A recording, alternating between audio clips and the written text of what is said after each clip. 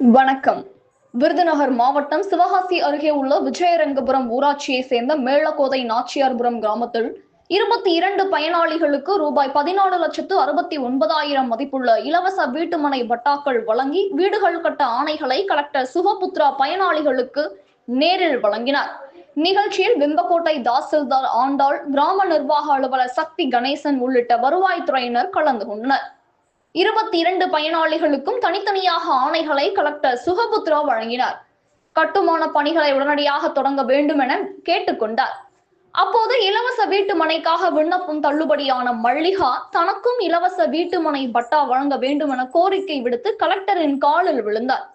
அருகில் இருந்த அதிகாரிகள் உடனடியாக சமாதானம் செய்து வெளியேற்ற முயன்ற போது மல்லிகா திடீரென மயங்கி விழுந்தார். இதனால் அப்பகுதியில் திடீரென பரபரப்பு ஏற்பட்டது. ஆனால் மயங்கி விழுந்த மல்லிகாவை கண்டுகொள்ளாமல் அதிகாரிகள் நிகழ்ச்சி நடந்த இடத்தை விட்டு வெளியேறி சென்று விட்டனர். இதனால் உறவினர்கள் அதிர்ச்சியடைந்தனர். கனவு தமிழகம் செய்திகளுக்காக விருதுநகர் மாவட்டம் செய்தியாளர் காளிராஜ். செய்திகள் வாசிப்பவர் ஸ்னேகா பொன்வாலி. நன்றி.